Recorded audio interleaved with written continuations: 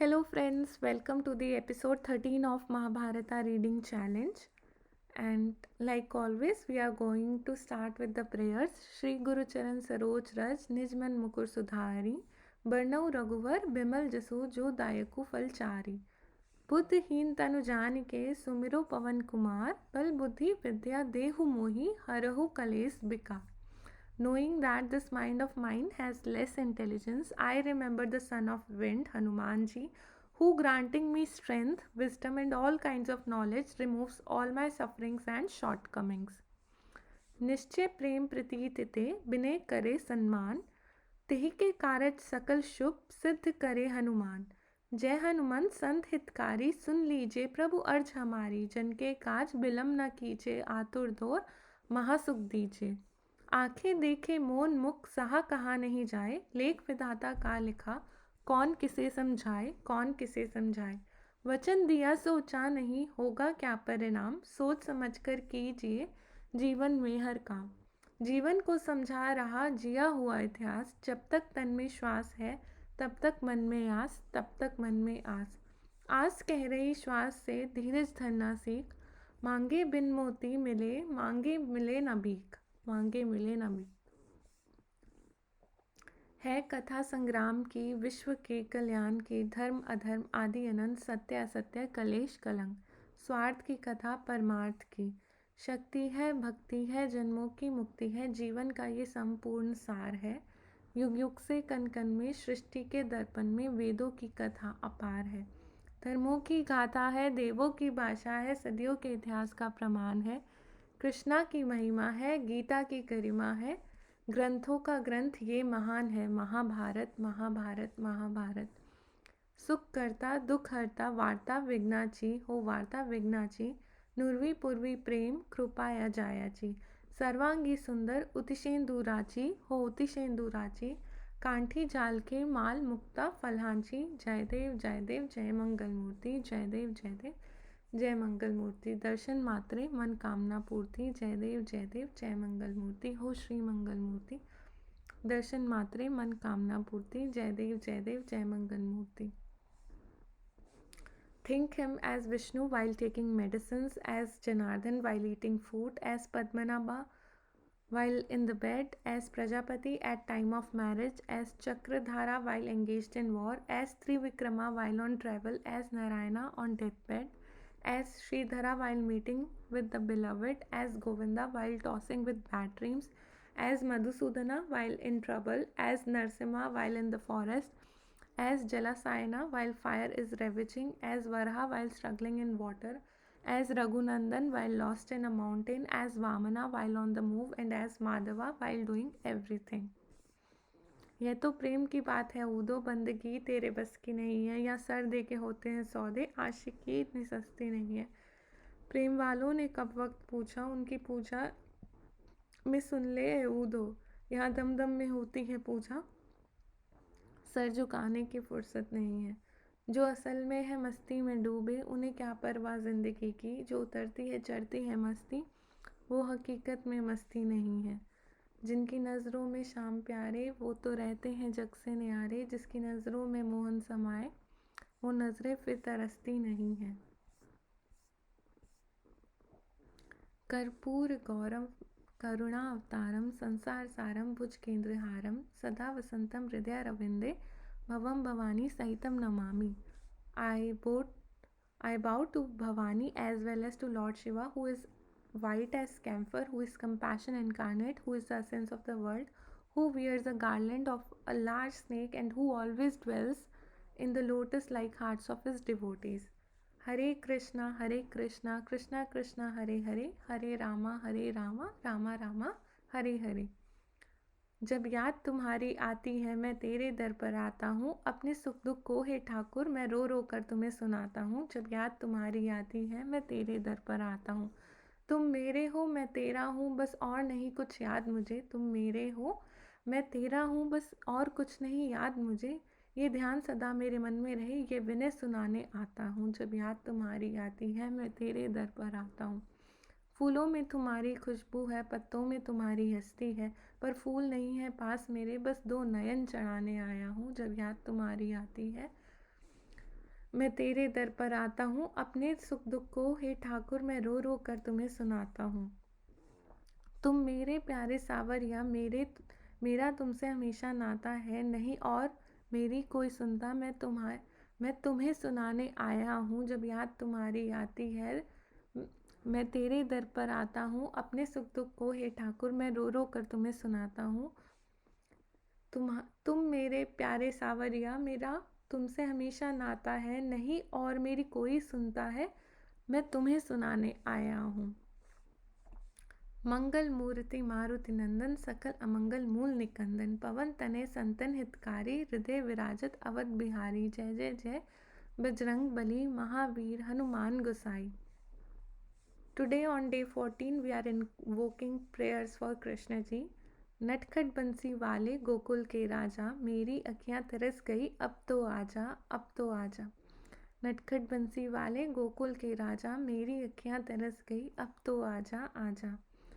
गोपी जन रास रास अभिलाषी, कौरव कालिंग कंस विनाशी, हिमकार बाणुक सब प्रकाशी, सर्व बहुत ही वस वे आखी, बोली जय कन्हैया की। नटखट बंसी वाले गोकुल के राजा, मेरी अखियां तरस गई अब तो आजा, अब तो आजा। नटखट बंसी वाले गोकुल के राजा, मेरी अखियां तरस गई अब तो आजा आजा। Okay, my dear friends, so today we are going to start with the day 13 and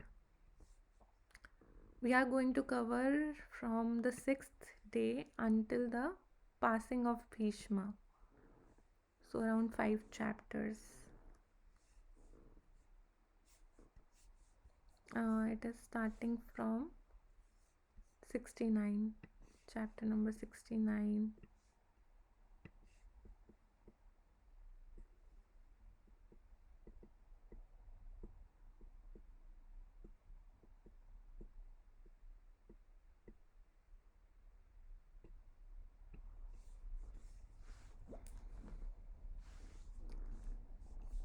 The 6th day. According to Yudhishthir's order, Drishtadyumna arrayed the Pandavas' army in Makra, in fish formation of the 6th day battle.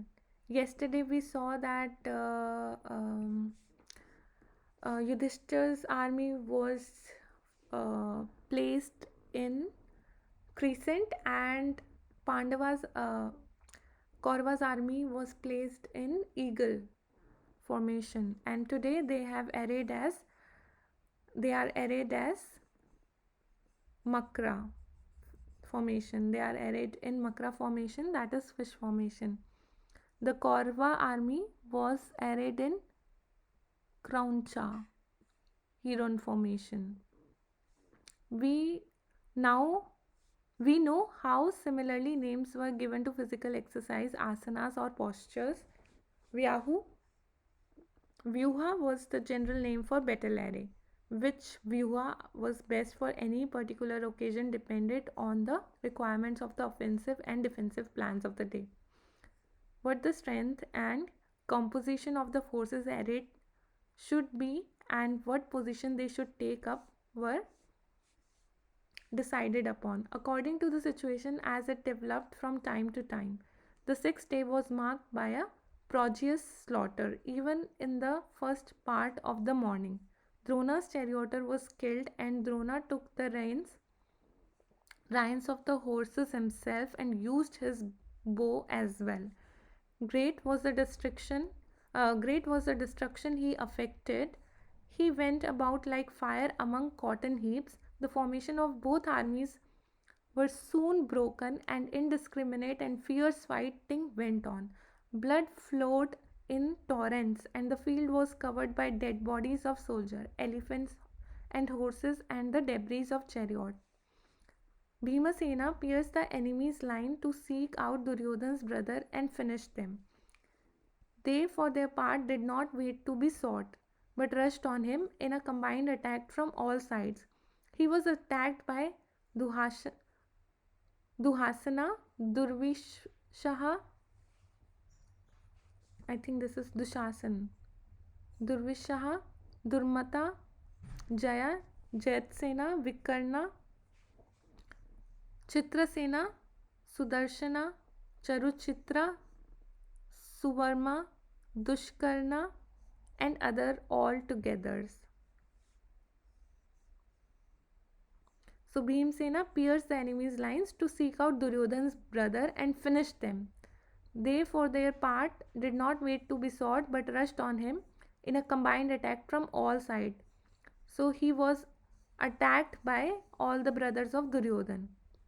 Bhimasena, who did not know what fear was, stood up and fought them all. They desired to take him prisoner and he to kill them all on the spot.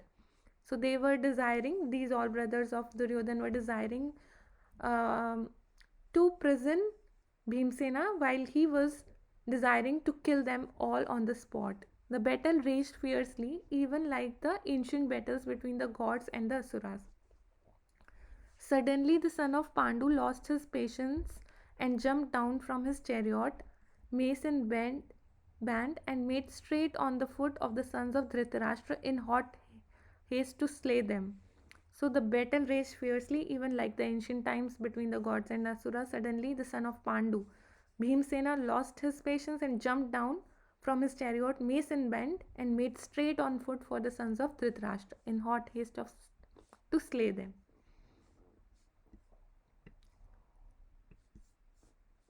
When Drishtadyumna saw Bhima's chariot disappear in the enemy's lines, he was alarmed and rushed to prevent disaster. He reached Bhima's car but found it was occupied only by the charioteer and Bhima was not in it.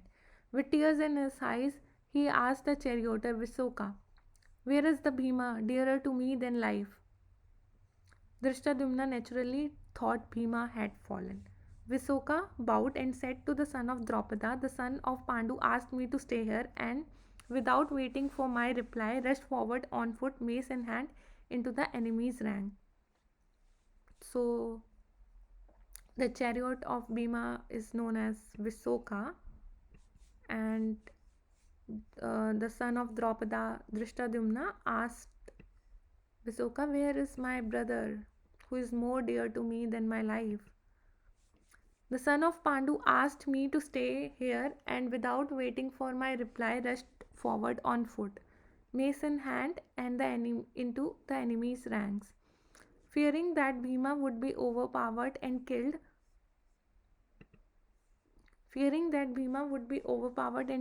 Drishtadyumna drove his chariot into the enemy lines in search of Bhimasena.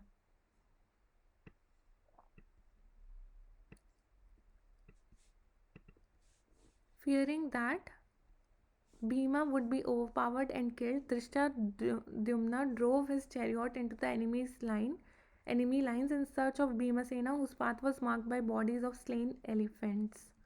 When Drishtadyumna found Bhima, he saw him surrounded on all sides by enemies fighting from their chariots. Bhima stood against them all, mace in hand, wounded all over and breathing fire. Drishtadyumna embraced him and took him into his chariot and proceeded to pick out the shafts that had stuck in his body. Duryodhana now ordered his warrior to attack Bhimasena and Drishtadyumna and not to wait for them to attack or challenge. Accordingly, they made a combined attack even though they were not inclined to engage themselves in further fighting. Drishtadyumna had a secret weapon which he had obtained from Dronacharya and discharging it threw the enemy's forces into a stupor. But Duryodhana then joined the fray and discharged weapons to counter the stupor weapon of Drishtadyumna. Just then, reinforcements sent by Yudhishthir arrived. A force of 12 chariots with their retinue led by Abhimanyu came upon the scene to support Bhima. So, Abhimanyu came to support Bhima. Drishtadyumna was greatly relieved when he saw this. Bhimasena had also by now refreshed himself and was ready to renew the fight. He got into Kekaya's chariot and took up his position along with the rest. So Drishtadyumna was greatly relieved when he saw this. Bhimasena had also by now refreshed himself and was ready to renew the fight, he got into Kekia's chariot and took up his position along with the rest. Drona, however, was terrible that day. He killed Drishtadyumna's charioteer and horses and smashed his chariot, and Draupada's son had to seek a place in Abhimanyu's car. The Pandava forces began to waver, and Drona was cheered by Kaurava's army. Kaurav army. Indiscriminate mass fighting and slaughter went on that day. At one time, Bhima and Duryodhan met face to face. The usual exchange of hot words took place and was followed by a great battle of archery. Duryodhan was hit and fell unconscious. Kripa extricated him with great skill and took him away in his own chariot. Bhishma personally arrived at the spot now and led the attack and scattered the Pandava forces. The sun was sinking, but the battle was continued for an hour yet, and fighting was fierce and many thousands perished. Then the day's battle ceased. Yudhishthira was glad that Drishtadyumna and Bhima returned to camp alive. The seventh day. Duryodhan, wounded all over and suffering greatly, went to Bhishma and said, "The battle had begun going against us every day. Our formations are broken and our warriors are being slain in large numbers. You are looking on doing nothing." The grandsire soothed Duryodhan with comforting words. "Why do you let yourself be disheartened?" So the battle had been going against us every day. So Duryodhan went to Bhishma and said, "The battle had been going against every day. Our formations are broken and our warriors are being slain in large numbers. You are looking on doing nothing." So again, he was trying to say Bhishma that you are doing. It seems like you are doing nothing. The grandsire soothed Duryodhan with comforting words. "Why do you let yourself be disheartened?" "Why are you disheartened?" said the Bhishma. "Here are all of us, Drona, Salya, Krita, Varma, Ashwathama, Vikarna, Bhagadatta, Shakuni, the two brothers of Avanti, the Trigartha chief, the king of Magad, and Kripacharya. When these great warriors are here, ready to give up their lives for you, why should you feel downhearted? Get rid of this mood of dejection." Saying this, he issued orders for the day. "See there," the grandsire said to Duryodhan. "See there," the grandsire said to Duryodhan. "These thousands of car, horses, and horsemen, great war elephants, and those armed foot soldiers from various kingdoms are all ready to fight for you. With this fine army, you can vanquish even the gods. Fear not." Thus, cheering up the dejected Duryodhan, he gave him a healing balm for his wounds. So basically, Bhishma was trying to cheer up the Duryodhan because he was feeling dejected and disheartened. So it's like a healing balm on his wounds. Duryodhan rubbed it over his numerous wounds and felt relieved.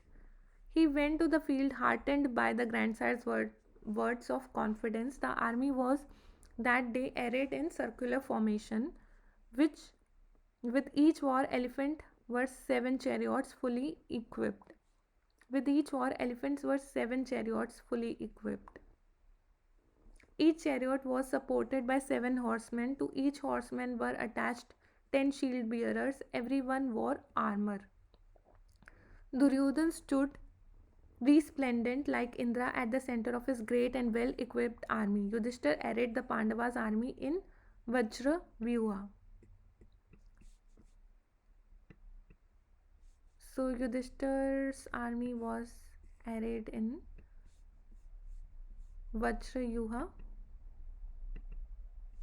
and Duryodhan's army was arrayed in circular formation.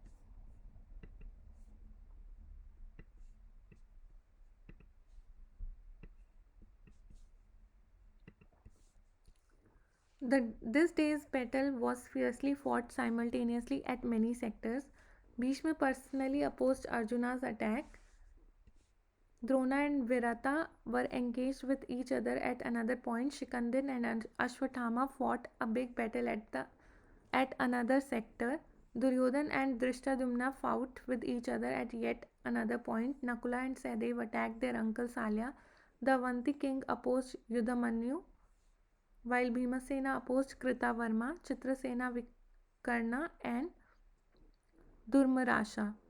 There were great battles between Ghatotkacha and Bagdata,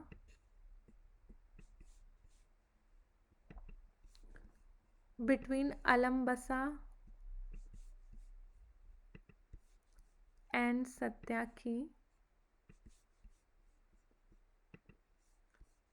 Bhurisravasa,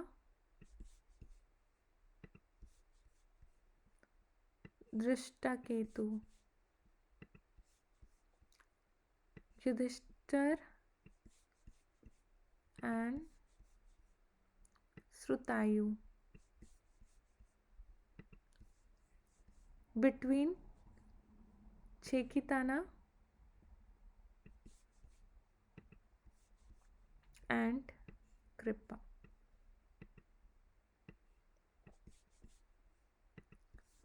In the battle between Drona and Virata, the latter was worsted and he had to climb into the chariot of his son Sanga. So, between the battle of Drona and Virata, the Virata was worsted and he had to climb into the chariot of his son Sanga, having lost his own chariot, horses, and charioteer. Virata's son Uttara and Sweta had fallen in the first day battle. On the seventh day, Sanga also was slain just as father came up to the side. Shikandin, Draupada's son, was defeated by Ashwatthama. His chariot was smashed and he jumped down and stood sword and shield in hand. Ashwatthama aimed his shaft at his sword and broke it. Shikandin then whirled the broken sword and hurled it at Ashwatthama with tremendous force, but it was met by Ashwatthama's arrow. Shikandin, badly beaten, got into Satyaki's chariot and retired. In the fight between Satyaki and Alambasa, the former had the worst of it at first but later recovered ground and Alambasa had to flee. In the battle between Drishtadyumna and Duryodhan, the horses of the latter were killed and he had to alight from his chariot. He, however, continued the fight, sword in hand. Shakuni came then and took the prince away in his chariot. Kritavarma made a strong attack on Bhima but was worsted. He lost his chariot and horses and, acknowledging defeat, fled towards Shakuni's car with Bhima's arrows sticking all over him, making him look like a porcupine speeding away in the forest. Vinda and Anuvinda of Avanti were defeated by Yudhamanyu and their armies were completely destroyed. Bhagdata attacked Ghatotkacha and put the fight all his supporters, but alone Ghatotkacha stood and fought bravely. But in the end, he too had to save himself by fight, which gladdened the whole Kaurava army. Salya attacked his nephews. Nakula's horses were killed, and he had to join his brother in the latter's chariot. Both continued the fight from the same car. Salya was hit by Sadeva's arrow and swooned. The charioteer skillfully drove the car away and saved Salya. When the Madra king Salya was seen retreating from the field, Duryodhan's army lost heart and twin sons of Madri blew their conchs in triumph. Taking advantage of the situation, they inflicted heavy damage on Salya's forces. At noon, Yudhishthir led an attack on Srutayu. The latter's well-aimed arrows intercepted Dharmputra's missiles and his armor was pierced and he was severely wounded. Yudhishthir then lost his temper and sent a powerful arrow that pierced Srutayu's breastplate. That day, Yudhishthir was not his normal self and burned with anger. Srutayu's charioteers and horses were killed, and the chariot was smashed, and he had to flee on the foot from the field. This completed the Demoraha Satin. Demora Satin. Demora Satin of Duryodhan's army. In the attack on Kripa, Chikitana, losing his chariot and charioteer, ali- alighted and attacked Kripa's charioteer and horses with mace in hand and killed them. Kripa also alighted and standing on the ground discharged his arrow. Chekitana was badly hit. He then whirled his mace and hurled it at Kripacharya, but the latter was able to intercept it with his own arrow. Thereupon they closed with each other, sword in hands, both wounded and fell. Both were wounded and fell on the ground. When Bhima came and took Chitikana away in his chariot, Sakuni similarly took wounded Kripa away in his car. 96 arrows of Drishtaketu struck Burisarva, and the great warrior was like a sun radiating glory as the arrows, all sticking in his breastplate, shone bright around his radiant face. Even in that condition, he compelled Drishtaketu to admit defeat and retire. Three of Duryodhan's brothers attacked Abhimanyu, who inflicted a heavy defeat on them but spared their lives because Bhima had sworn to kill them. Thereupon Bhishma attacked Abhimanyu. Arjun saw this and said to his illustrious charioteer Krishna, drive the car towards Bhishma. At that moment, the other Pandavas also joined Arjun, but the grandsire was able to hold his own against all five until the sunset, and the battle was suspended for the day, and the warriors for both sides, weary and wounded, retired to their tents for the rest and for having their injuries attended to. After this, for an hour, soft music was played, soothing the warriors to their rest. That hour was spent, says the poet, without a word about war or hatred. It was an hour of heavenly bliss, and it was glad sight to see. One can see herein what the great lessons of Mahabharata is. The eighth day. When the eighth day dawned, Bhishma arrayed his army in tortoise formation. So Yudhishthir said to Drishtadyumna, see, there the enemy is Kurma Vyuha, tortoise formation. You have to answer at once with a formation that can break it. Drishtadyumna immediately proceeded to his task. The Pandav forces were arrayed in three-pronged formation.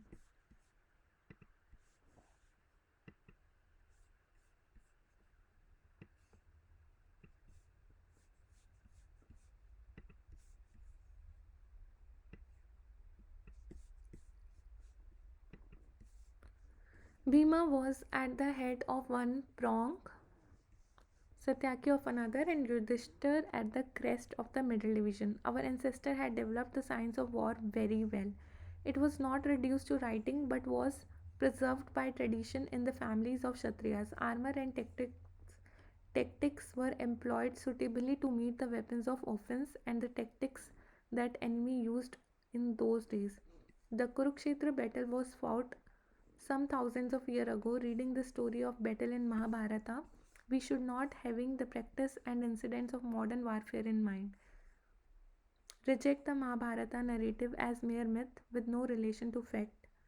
Only about a century and a half ago, the English Admiral Nelson fought great sea battles and won undying renown. The weapons used and the vessels that actually took part in Nelson's battle would seem almost weird and even ridiculous if compared with those of modern naval warfare. If 150 years can make so much difference, we must be prepared for very strange things in procedure and events of a period so long back as that of the Mahabharata war. Another matter to be kept in mind is that we cannot expect in the books of poet and literary writers accurate or full details about weapons and tactics, although the narrative may be of battles. Military affairs were in ancient times the sole concern of the military order, the Kshatriyas. Their culture and their trainings were entirely their own charge. The principle and the secrets of warfare and the science and the art of the use of military weapons were handed down from generation to generation by tradition and personal instruction. There were no military textbook and there was not any place for them in the works of the poets and rishis.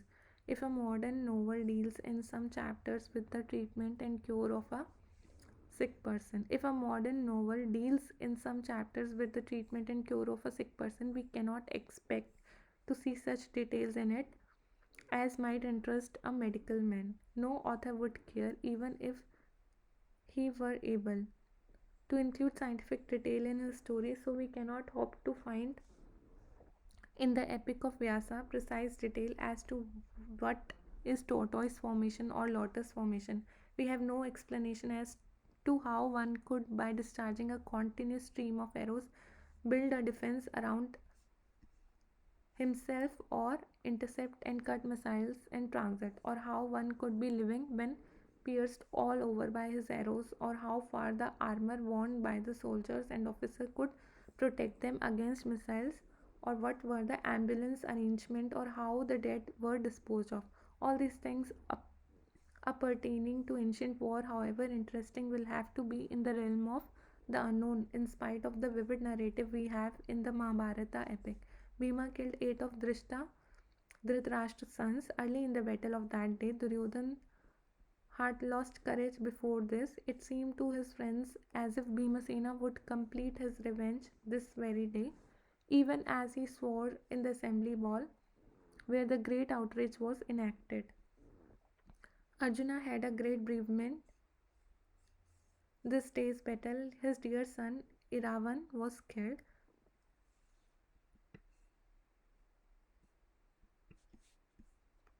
So Arjuna's great son Iravan was killed. The son of Arjuna by his Naga wife had come and joined the Pandava forces at Kurukshetra. Duryodhan sent his friends, the Rakshasa Alambasa, to oppose the Naga warrior. Iravan was slain after a fierce fight. When Arjun heard this, he broke down completely, said he, turning to Vasudeva. Vidura had indeed told us plainly that both sides would be plunged in grief unbearable. What are we doing all this wretched destruction up on one another for? Just for the sake of property, after all this killing, what joy are we or they likely to find in the end? O Madhusudan, I now see why the far-seeing Yudhishthira said he would be content if Duryodhan would give 5 villages to us, keeping everything else to himself, and he would not resort to fighting if that were agreed to. Duryodhan, in his obstinate folly, refused to give even these 5 villages, and so these great sins have to be committed on both sides. I continue fighting only because men would otherwise think me a coward who could submit tamely to wrong. When I see the dead warriors lying on the field, my heart is filled with unbearable anguish. Oh, how wicked we are to carry on in this miserable, sinful way. Seeing Irvan killed, Ghatotkach uttered a loud war cry which made all the assembled soldiers tremble, and with his division he fell upon the Kaurava army ferociously. So great was the destruction, he wrote, that at many points on the Kaurava formation was broken. Seeing this, Duryodhan personally led an attack on Bhima's son. The king of Vanga joined Duryodhan with his elephants. Duryodhan fought most bravely on the 8th day of battle. He killed a great number of warriors on Ghatotkach's side. Ghatotkach hurled a javelin which would have ended Duryodhan's career, but for the Vanga's chief prompt intervention with one of his elephants. The missile hit the beast, which had fell dead, and Duryodhan was saved.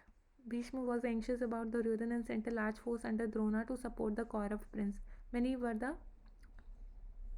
veterans who were in this force that attacked Ghatotkach. So tumultuous and fierce was the fight at this sector of the battle that Yudhishthir feared that Ghatotkach's safety and sent Bhimasena to his aid.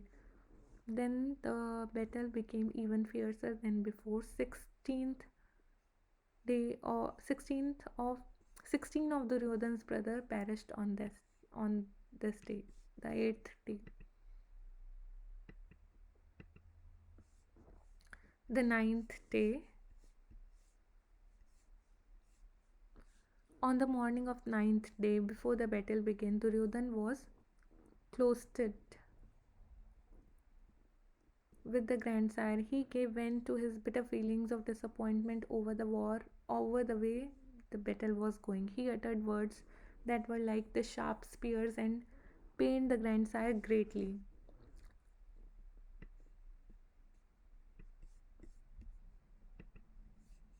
But the latter was patient and said sadly,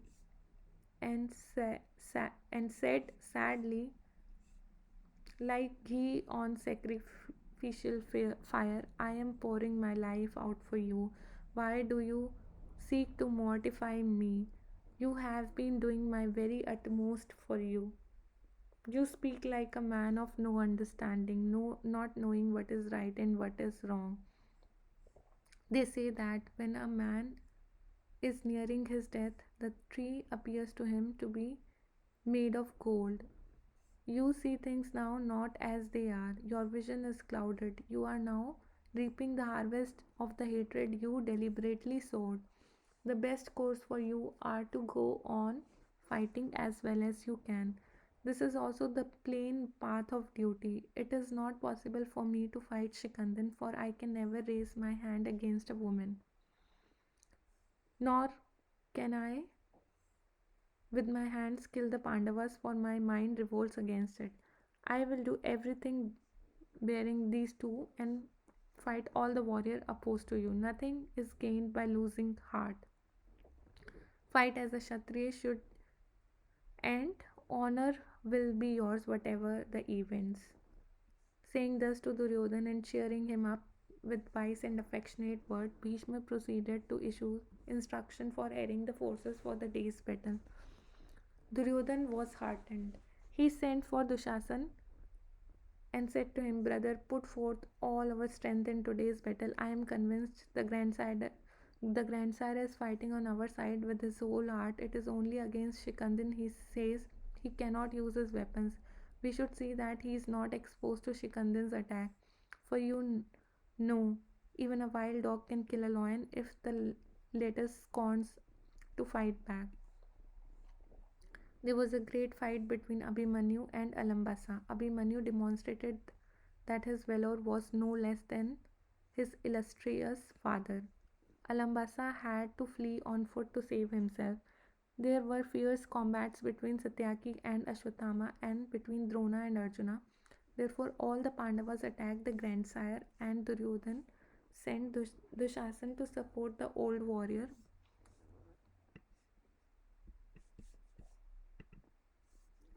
Bhishma fought furiously and beat the Pandavas back.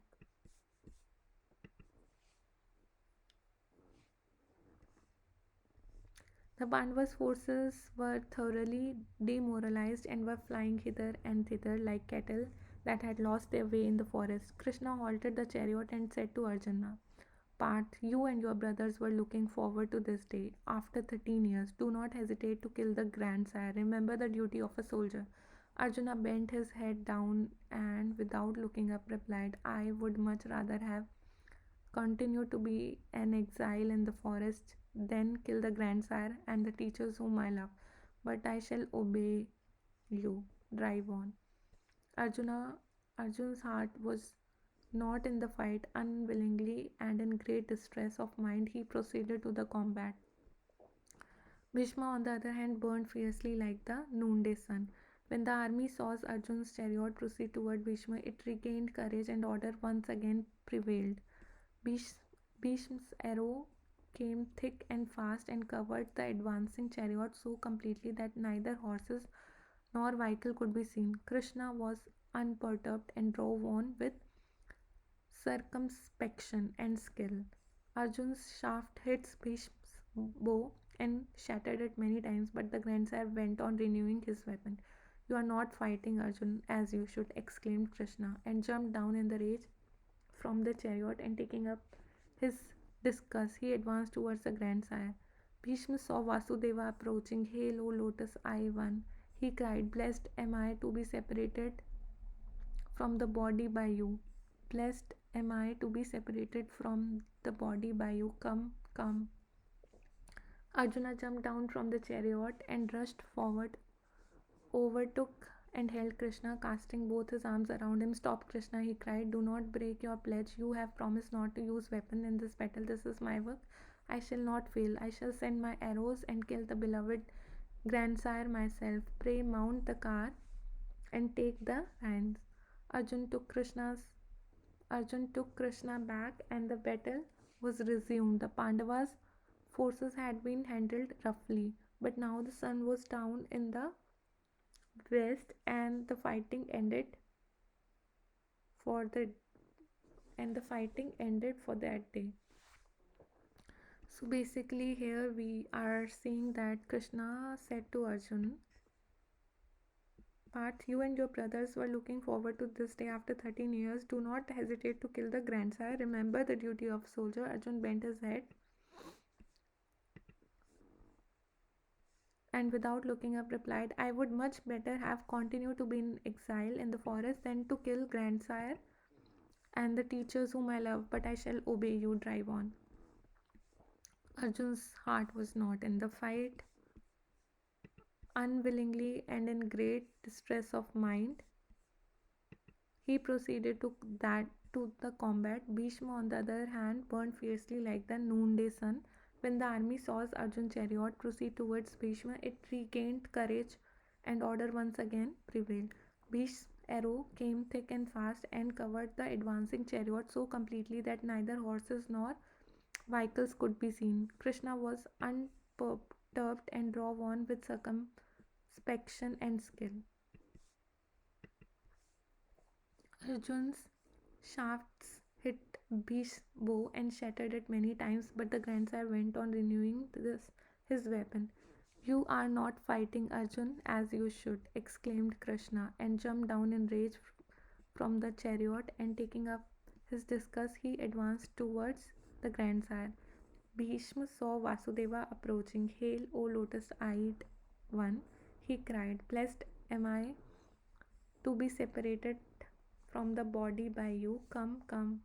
Arjun jumped down from the chariot and rushing forward overtook and held Krishna, casting both his arms around him and said, Stop, Krishna, he cried. Do not break your pledge. You have promised not to use your weapon in this battle. This is my work. I shall not fail. I shall send my arrows and kill the beloved grandsire myself. Pray mount the car and take the reins.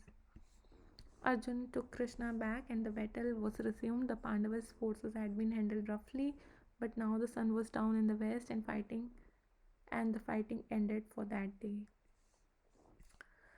And now we are going to read the most difficult part of this war, the passing of Bhishma.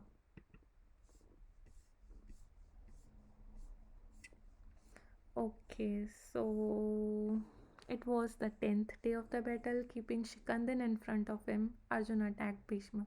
When Shikandin's dart pierced his breast, spark flew from the grandsire's eyes. So it was the 10th day of the battle. Keeping Shikandin in front of him, Arjuna attacked Bhishma.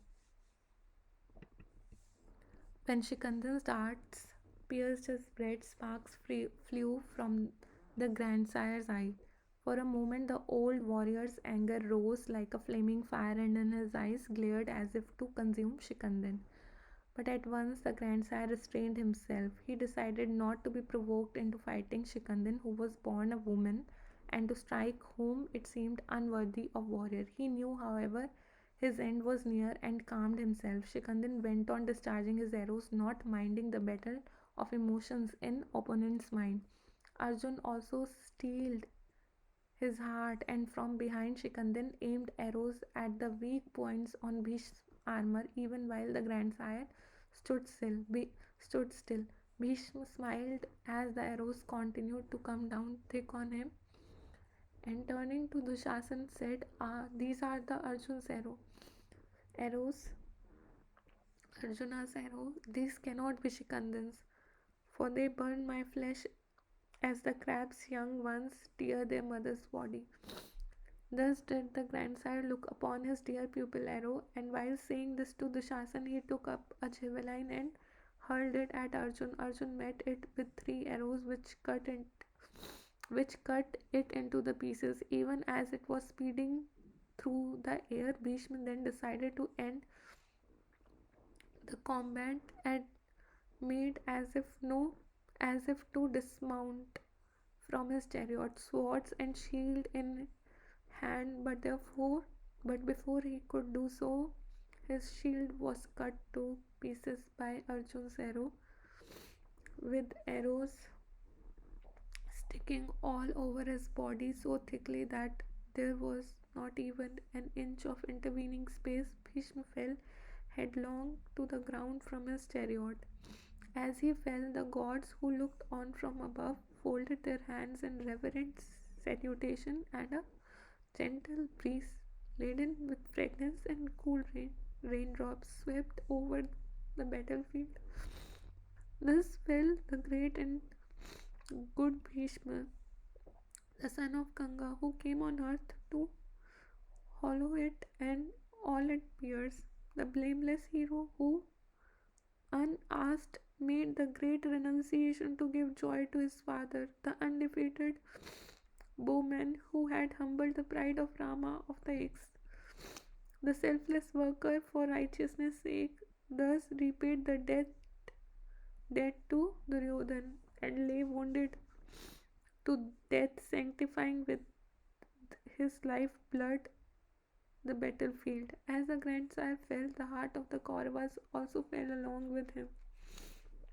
Bhishma Bhishma's body did not touch the ground on account of the arrows sticking out all over his body. His body shone more brightly than ever before as it lay on a bed of honor supported by the shafts that had pierced his flesh. Both armies ceased fighting, and all the warriors came running and crowded round the great hero who lay on his bed of arrows. The kings of earth stood with bowed head round him as the gods round Brahma. "My head hangs down unsupported," said the grandsire. The prince who stood near ran and brought cushions. The old warrior rejected them with a smile and, turning towards Arjuna, said, "Dear son Partha, give me a cushion befitting a warrior." When Arjun, whose arrows were just then burning the grandsire's flesh, heard those words addressed to him, he took 3 arrows from out of his quiver and so placed them that the grandsire's head found support on their points.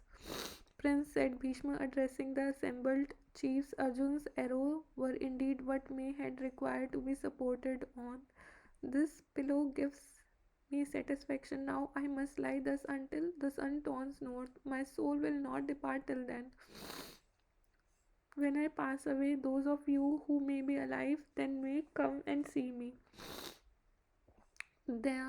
Then the grandsire turned again to Arjun and said, "I am tormented with thirst. Get me some drinking water." At once Arjun raised his bow and, drawing it to the ear, shot a shaft down into the earth near the grandsire on his right side. Upon the opening made by the arrow, there gushed a stream of pure sweet water to the very lips of the dying man. Ganga came up, says the poet, to quench her dear son's burning thirst. Bhishma drank and was happy. "Duryodhan, may you be wise," said Bhishma, addressing the Kauravas' friends. "Did you see how Arjun brought me water to quench my thirst? Who else in this world can do such a deed? Make peace with him without further delay. May the war cease with my exit. Listen to me, son. Make peace with the Pandav. The grandsire's word did not please Duryodhan. Even when dying, the patient does not like medicine. He objects to bitter taste. All the princes retired to their camps.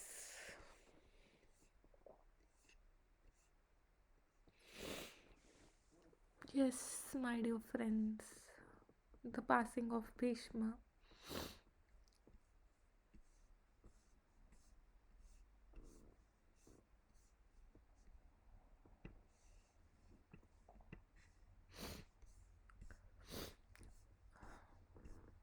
Okay, my dear friends, we will stop here today and we will read tomorrow again on day 14th.